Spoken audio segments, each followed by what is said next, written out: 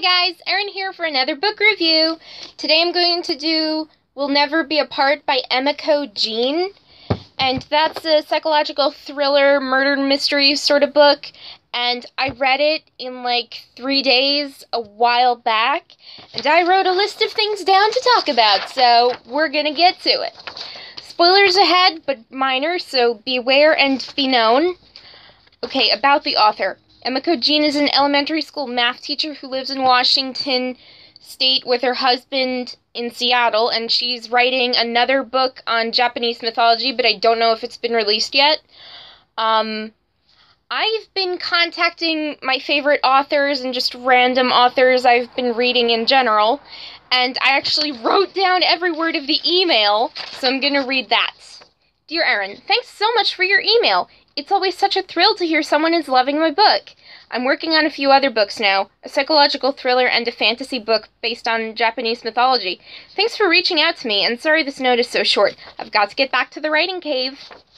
All best, Emiko. P.S. Good luck with your own writing. Your story sounds really interesting. Lots of angst and romance, which are two of my favorite things. In my email previously, which I didn't read, I was telling Emiko Jean about a book that I'm writing. And it's this fantasy book perfectly suited for Game of Thrones fans. It's like about an immortal person who has this jewel, and then stuff happens, the jewel's taken away, and she needs to get it back before everybody dies. But anyway, the summary of We'll Never Be Apart is about these twins named Alice and Sally, who are both in love with this boy Jason. Alice is the good twin, and Sally is the bad twin. And Sally kills Jason because she's jealous of Alice for being the girl that Jason chose. So both get blamed when Jason dies. He's killed by Sally, and both are sent to the same insane asylum, and Alice plans to kill Sally for what she did to Jason. My favorite character is Alice because she's just... You would seem to like her, even with her crazy, hellish life. And she deserved none of the torture, the mental manipulation, the mental torture that Sally put her through. And she didn't deserve to be locked up for anything. I also liked her because she grew a backbone and she grew smarter as the story progressed, which I was really impressed with. So, Emiko Jean, you are awesome for that.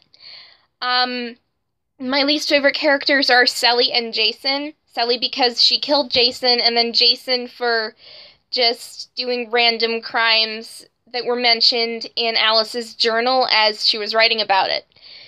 My favorite part?